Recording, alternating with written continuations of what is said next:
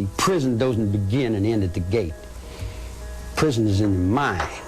Charles Manson has been made tragically famous during the 60s for creating an entire cult based on sex, drugs, and some weird political ideologies, ultimately resulting in the death of 7 people, including Sharon Tate. Once in prison, several of the girls who committed the crimes under his authority were studied, and the psychological conclusions of his manipulation were disturbing. In this video, we will break down the kind of language patterns and psychological tactics Manson was using to bend people to his will and get them to commit actions that went against their moral values. Tell me in a sentence who you are.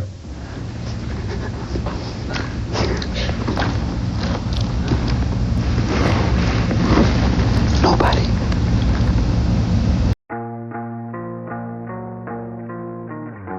Before explaining his mental maneuvers, though, let's clarify what a cult truly is. A cult is generally defined as a group or movement with extreme devotion to a person, an idea, or a leader. It is usually characterized by an isolation of the adepts from their family, their friends, any kind of social support they might have outside, and restrains their critical thinking to the orders and interpretations of the leader. They weren't followers, they were friends. They were people that we sat down and we were honest with. We smoked grass and we sat in a circle and looked at candles. You know, there was no followers, there was no leaders. It's just a bunch of intelligent people trying to put some order into their existence. They're trying to get out from underneath what their parents left them. Usually people join a cult when they are trapped in an extreme level of emotional vulnerability and seek support or help within their surroundings, but somehow they can't find it. So through the group, people find support, they find community, they find security, and more importantly, which is what leads us into all the deviances, their critical thinking and moral values are destroyed to bring everything down to a basic concept of black and white thinking. We inside this group are the good guys or the saviors, and anybody outside who does not understand us is the enemy. And in the future, some terrible things are going to happen to anyone who did not join us. This good-evil dichotomy helps to solidify the links and the sense of belonging within the cult, because it offers mental relief by avoiding the overwhelm of critical thinking and the dilemma of various emotional conflicts. You no longer have any problem, you just need to stay inside the cult and everything will be fine. How great is that? However, even if targeting emotionally vulnerable people makes it easier to indoctrinate them, getting someone who never had any antisocial behaviors to commit crimes and normalize violence to that extent is still not that simple. Whenever you try to convince people about an ideology that is not theirs and that enters in contradiction with what they used to believe, naturally there will be resistance. Their mind will create a resistance with what you say. In therapy, when the person is asking for help and knows they have limitations, we sometimes use some bits of confusion to help them get some distance, build more freedom from their limiting beliefs. But in the case of Charles Manson, he was using some sneaky confusion tactics to demolish any attempt from people questioning his authority or trying to defy his logic. Did he lie about you in this book? Lie. Now there's discrepancies in words. Words have many meanings and they lean on each other. And each person has their own interpretation. I'm not talking about a philosophical hodgepodge of methodology bullshit that you learn in school. I'm talking the basic, simple, childish, 5-year-old truth. Yes, Mom, I did, or no, Mom, I didn't. Usually, confusion language relies upon 2 main pillars. A. Contradictions, or painting some absurd reasoning that defy common sense, and B. Some vague terminologies like the source, the truth, the power, the absoluteness, the non-duality, the equivocal justified abandonment. Confusing people just get them to think more deeply, and the more they think, the less they might argue against your ideologies. You scared to die? Sometimes I feel I'm scared to live. Living is what scares me. Dying is easy. But more specifically, what I have seen him doing the most, for sure, is to validate all his intentions and actions with some overly abstract and vague explanations supposed to justify that somehow he holds some superior power over you, at least in this context. I've got a curiosity. Can I ask you a question? Remember you had an X years ago and you changed it now to a swastika? No, I never changed. It's been the same thing all the way along. Wasn't it always an X? No, it never was. What's it stand for? It stands for whatever I mean it to stand for, and whatever I make it stand for, and whatever I want it to stand for. But you didn't one time say you were Xing yourself out? No, that was your newspapers that gave you that. What does it stand for you? It stands for many things. It would take 2 or 3 weeks to explain all the things that I've built. What did they think they were doing for you? They wasn't doing anything for me. What did they think they were doing for you? Okay.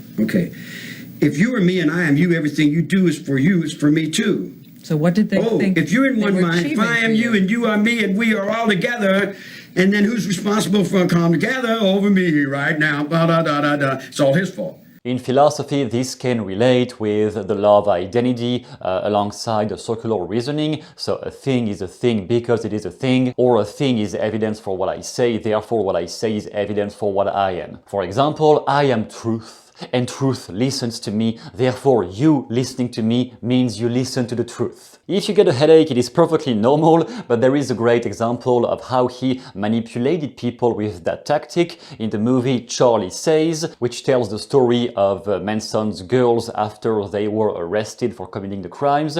When the psychologist is challenging the girls to reconnect to what they did because they are not really conscious of having committed crimes, one of them says, I start to understand I did something wrong, but I think it is the devil who pushed me to do this.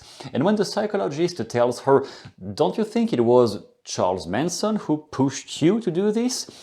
Maybe he is the devil here. And the girl says, oh no, the devil is the devil and Charlie is just a Charlie. Those strategies never work too well on a thoughtful individual. But remember, within the context of the Manson's family, he was targeting on purpose girls who had damaged or even inexistent family support and who were quite often lost about their life too. On top of that, during his sessions, he was using a lot of drugs to get people less and less capable of thinking by themselves to respond to what he was saying. During that same movie, you can see the psychologist challenging them every time they repeat, but Charlie says, Charlie said this, Charlie said that, I should do X because Charlie said this, I should do it.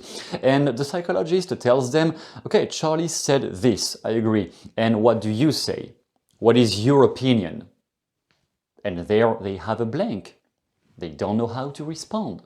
Which is another problem of cult conditioning when individuals are only interacting and relating within a group of people who are already brainwashed by the same ideologies. They reinforce those magnetic beliefs somehow and just destroy any attempt from any logical mind to get back on top and just put into question that maybe this is just nonsense. No, if you think that, you have a problem, you have to get back within us, within the group. And we even see more and more of that on social media with all sorts of political ideologies. I guess I don't need to give some details about this. But before continuing the breakdown, if you want to figure out the best language patterns to defend against manipulators like this, how to catch them, how to figure out their deeper intentions, and how to spot when they try to manipulate you, you have an entire course down below that I am giving you for free this time, exceptionally. It is called 12 Phrases to Defend Against Manipulators. You can check that if you want, it will teach you many great things. So now let's proceed with the last weird thing Manson was doing. The second strategy Manson was using quite often was playing hot and cold, also commonly called push and pull. If he sensed that anybody was defying his authority somehow, he was quite often relying upon the threat of physical violence to shut them down, while also hitting on any insecurity or fear they might have to make them less assertive in his presence. If I wanted to kill somebody, I'd take this book and beat you to death with it, and I wouldn't feel a thing. It'd be just like walking to the drugstore. Believe me, if I started murdering people, there'd be none of you left. My children are coming. I told you 20 years ago. I told the judge, can't you see what you're doing here? He didn't care. Nobody cared. Only a handful of children cared.